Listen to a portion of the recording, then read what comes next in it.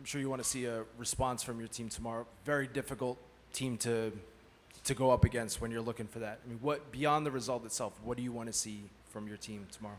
Yeah, I think the message to the team after the Colombia game is, not chasing a result, chasing a performance.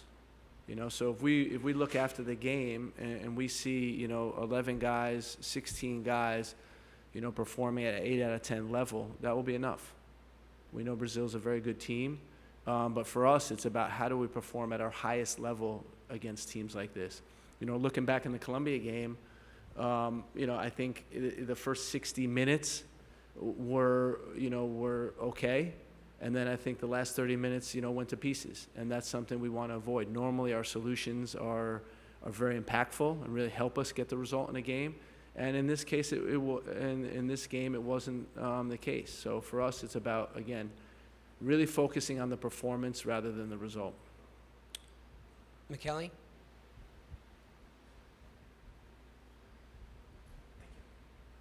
Thank you, Michael. Hi, Greg.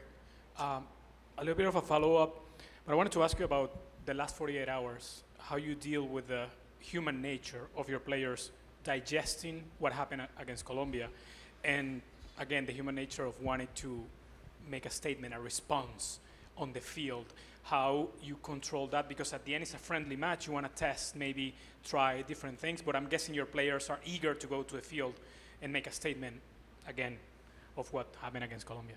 Yeah, I mean, that's definitely part of it. But, in terms of digesting it, it's business as usual. We look at what we did well. We look at what we didn't do well. We analyze it.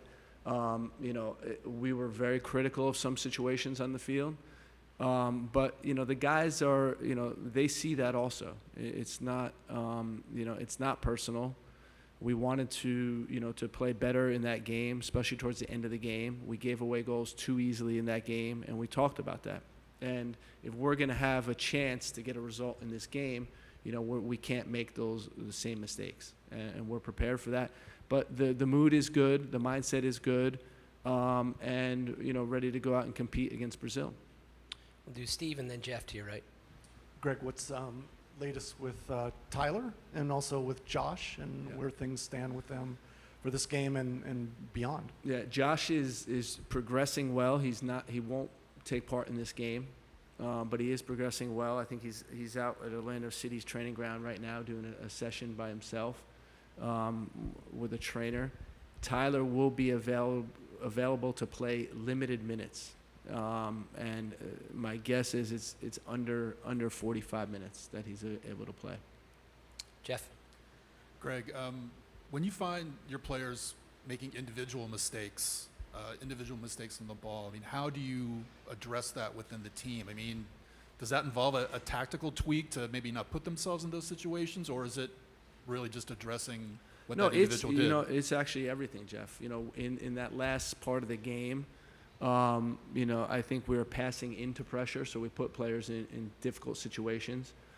Colombia was man marking in that the high zone. We had advantages on their back line that we didn't exploit. And then it's just movement. We need, if they're going to man mark, we need more players coming to the ball. We need more players offering solutions. But again, I think, we lacked a little bit of continuity in that time of in the match, whether it was due to changing a bunch of players or what have you. But we've addressed it. I think it's clear. And it's a learning experience. I think, that whole match in general is going to give us a lot of information to move forward with. And, you never like things like that to happen, but we are going to learn from it. Front row to your left. Greg, you guys are wearing Pride-themed jerseys Yep. tomorrow night in the game. How important was it for you guys and the national team to show support to a community that was impacted by, back in 2016 with Pride? How important was it during Pride Month to show support for this community? It was important. I remember clearly in 2016 when that happened, and it was devastating, I think, to everyone across America. And it's nice to show that it hasn't been forgotten, right? And that it's still on our minds, and that we still have, full support for that community. Paul, front row, second row, sorry. Thanks, Michael. Hey, Greg. Again, kind of on the theme of how you approach this friendly, and I imagine there were goals or ideas of what you wanted to do in each of these games to prepare for the Copa. Did the result against Colombia change any of those plans? Do you weigh and measure the idea of momentum, of wanting to gain confidence back ahead of the tournament against what maybe some of the initial goals might have been and what you want to try or not try? You know, it's a good question, and I think the natural tendency would be to say, okay, now now it's only about the result. But the reality is, it is a friendly game. We are preparing for a tournament. We want to gain information both on Brazil and our own players. So, you know, we have to be brave and we have to continue with our plan. And, you know, obviously, a lot of pressure from the outside, you know, after a 5-1 defeat at home. But, you know, for us, again, it's about, you know, preparing this group for Copa America, which is the most important thing. Second row to your left. Gustavo Lopes, nosso Rádio USA Brazil. Coach, talking about the Brazil team, where do you think is the area that Brazil has the biggest strength, and where do you think you guys can explore this young Brazil team? Oh, wow. So, I mean, the biggest strength, I don't know where to begin, right? If you look at every position in their proposed starting 11, you know, it's probably one of the world's best players. You know, when you look at their top line with Rodrigo, Rafinha, and Vini Jr., what can I say, right? Top players. Midfield, Paqueta, and Paqueta, who we got? Paqueta, Guimaraes, and Joe. Yeah, it's a top midfield, right? The back line, two guys at PSG, Danilo, Wendell, Porto, really good team. Becker and then goal, strong team. But for us, it's a great opportunity, and that's what we're looking at.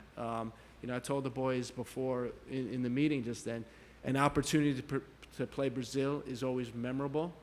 And, you know, the fact that we may meet them again in the tournament is a really good preparation for us. All the way in the back. Thank you, Michael. This is Alonso Contreras for Yep. Area Sport Network. Coach, it's going to be a difficult match, and also CONMEBOL in this friendly is showing that it's in a different level than CONCACAF. And tomorrow's going to be all eyes on the United States versus Brazil. How to manage that pressure as well? Yeah, I mean, it's, again, for us, it's not pressure, it's an opportunity. And we know that, you know, these opportunities don't come every day, the chance to play against Brazil, so we're really relishing this. The players are excited, you know, the whole squad's ready to play, and we go out and enjoy the game. Again in the back. Coach, right here. Yep. You guys have played in Orlando many times, Yep. won a lot recently. How nice is it to be back here in Orlando? It's an incredible venue. You know, I've said it time and time again. Every time we play here, are memorable games. We get good results, but also the fans. The fans, how they come out and support the team. You know, we've had some great games here over the course of the history of the U.S. men's national team, and we're looking forward to, you know, playing against a massive crowd against Brazil. We'll take a couple questions from Zoom and begin with Henry Bushnell from Yahoo. Thanks, Michael, and thanks, Greg. You guys hear me all right? Yep. Great. This is kind of a bigger picture question of a version of Paul's question from earlier. You've obviously talked about this summer being a building block for 2026. But do you feel like you need a certain level of results, at least at Copa, to keep your job and to even get to 2026 as the Copa coach of this team? Yeah, I don't think I'm the right person to answer that question. But what I would say is that, you know, we do see this as a building block. We see this group as a talented group, a group that's able to, you know, to do good things. And we want to use Copa America to show that. We're focused on, you know, going as far as we can in Copa America. You know, hopefully playing multiple knockout games and having a great tournament. Next is Ron Blum from the Associated Press. Hey, Greg. When you look at the Copa America, in your mind, as playing multiple knockout games, what in your mind is a successful Copa America for this team?